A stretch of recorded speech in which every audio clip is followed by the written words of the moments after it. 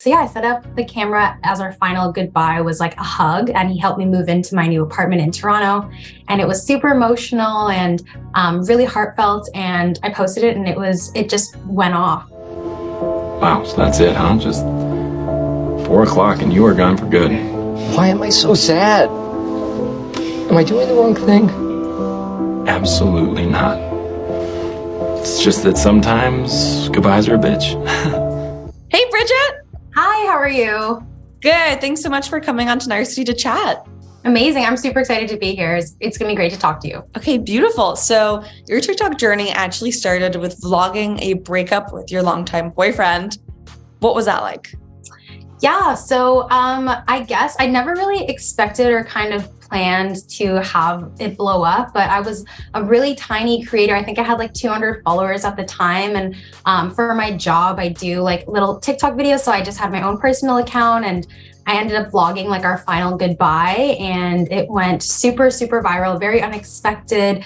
I think it's at 13 million views right now, and I ended up gaining, I think, like 15 to 20,000 followers from that one video. So it was crazy for sure. And what was the thought process behind that? Like setting up the camera, saying, okay, I want to have this moment recorded. Yeah, I get that question all the time. I think that the way that my like marketing brain works, and especially because I was creating TikToks already for my tiny channel, I had just started to vlog and diary entry almost these little sad moments of like my 5-year relationship ending, just honestly for myself and my tiny, like my friends really. So I wanted to vlog our final goodbye. We were moving cities, and it was really just meant for not me, like actually me, but I was like, no one's gonna see this. And I want it to have, like, I want it to be emotionally set. And setting up the camera was pretty normal for our relationship, just with like, whether it was cute moments or whether we were going through something like this, it was just kind of like a natural thing that I would do. And he was like super okay with it, and always like, yeah, like whatever works for you, like I'm here to support you. So yeah, I set up the camera as our final goodbye was like a hug, and he helped me move into my new apartment in Toronto, and it was super emotional and really heartfelt. And I posted it, and it just went off, which for me, posting something like that was like not normal, but it wasn't weird. But I definitely, looking back now, understand how like raw of a moment that would be to be posting online. But I think when you're like in this like blurred breakup, heartbreak phase, like you're not really thinking about stuff like that. 100%. And what was your reaction when it blew up and, millions of people watched it? I was shocked. I did not expect that at all. I think what I was most shocked to hear was a lot of people right away in the comments were just sharing their breakup stories or something that's similarly happening, or concern about how they can prevent something like that from happening. And I think it got a lot of traction because you could really see, like, we didn't care that there was a camera there. Like, it was just a real last moment that we were ever going to see each other. And like, yeah, it was a big shock. I was like overwhelmed, actually, for sure. Yeah. And how did that kind of spurn on your content creation? Because now you're bolstering over 50,000 followers. Yeah. So I don't know, I guess for me, content creation has always been like a natural thing. It's just part of my job as a social media manager. So once I got that following, I think it was like 25K is when it kind of like started to chill out a little bit more. But I continued to post my breakup journey, literally like what I was doing day 1, day 2. I called it my healing girl era, which it definitely was. And it was just kind of the term I used to talk about how I was getting over the breakup, and what going no contact was like, and how living alone was like. And it was just, I just figured it would be a good opportunity to share more of my story, because I was like talking to people who had similar stories, and it just felt really like natural to lean into that. I love that. And for you, you've mentioned that you work 2 other jobs. What other jobs are you working right now alongside content creation? Yeah, so my full-time job is as a social media and influencer marketing specialist for a large company. And then I also do freelance digital marketing management for like a bakery that has 6 locations. So I do kind of all of their assets and kind of like their online stuff. So I do that. And then the TikTok is kind of just what I like. I started it as really just like a passion project or a hobby, but it's definitely been super fortunate to have that kind of turn into something else. Amazing. And for your TikTok too, is that also a source of revenue for you or just a creative outlet? It's definitely become a little bit of like a passive income. It's not anything that's like my bread and butter, but it is definitely nice to be getting like smaller brand deals and just talking with some of my favorite brands in Toronto and things like that. I love that. And for you in the future, do you see yourself becoming a content creator full-time eventually? Or do you think you'll always kind of like straddle different pockets, even though you're kind of all in the same sphere?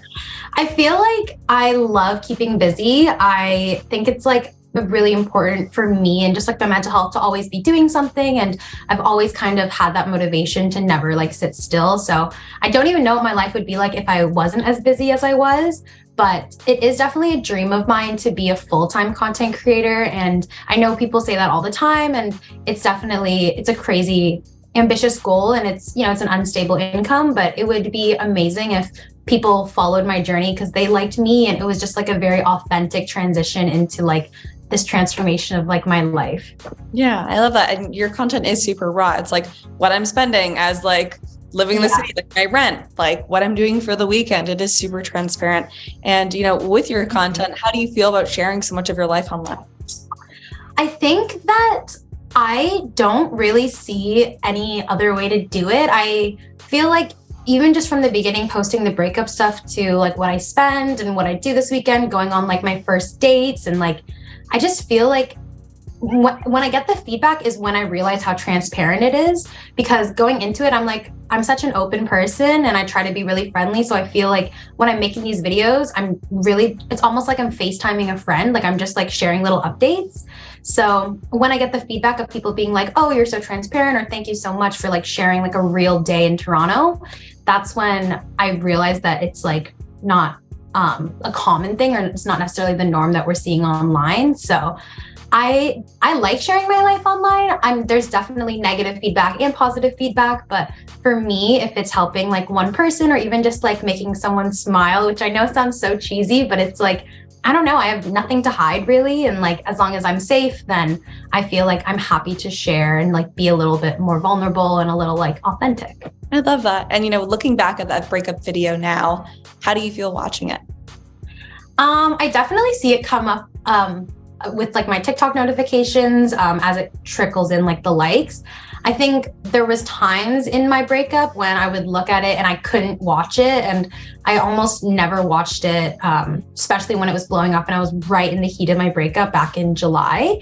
But now I look back at it and I have such like happy memories, because I'm very thankful that my ex-partner and I ended on such amazing notes, and it concluded so mature and wonderful, and it gave me a crazy platform that is something I've always wanted and things like that. So I look back at it and I'm just like, I'm happy. It's like, it's weird because it's definitely like a very sad TikTok, but I think for me, I just like can feel all the love that was there in that video. And like, I don't know, it's definitely an important part of my life. I love that. That's so sweet. And I feel like it really does show. And it did give you a platform for now you can kind of share your Toronto life. So how did moving to Toronto fit into the mix of all this? Yeah, so my best friend actually, I went to school here. I went to TMU a while back, and I ended up meeting a boy, and we moved away and did the whole thing. And then the minute that the breakup was starting to happen, my best friends were like, you need to move back here. Like, you have to move back here. There's just no way around it. And I wasn't a Toronto girl. I kind of like moved away into a smaller town, but I was like, you know what better place to be than with like my best friends as like a young 20-year-old. So yeah, we packed up. My best friends helped me look for a place, and within like a week, the ball was rolling. It was pretty fast, but I mean, everything was crumbling down really quick anyways, so we had to move quick. And yeah, I knew I wanted to live alone. It was really important for me in like my healing journey to like find the means of like making sure that my income was enough to be able to live alone in Toronto. And it was a crazy fast move, but I'm so grateful to have a space where I can just like feel at home and feel like myself. That's amazing. And, with future partners, do you think that you'll vlog your relationship again? I think I'd like to keep that part of my life not necessarily private, but I don't think that it's something, I don't want to be like throwing a camera in anyone's face who isn't comfortable. And I don't necessarily have the largest platform in the world, but I do know that like some people aren't as, content creation passionate. So while I'm happy to share kind of parts of like my dating life, my dating story, and like updates from Hinge and things like that, I feel like because that's me and that's truly what I'm going through that week or that month, or I don't think it's something I want to be like plastering my partner's face over the internet if they're not comfortable with it. 100%. Well, that's awesome. And thank you so much for taking the time to chat today. I really appreciate it. Yeah, absolutely. Thank you so much for having me. Thanks for watching. If you enjoyed this video, please like and subscribe to our Narcity channel to see more great content.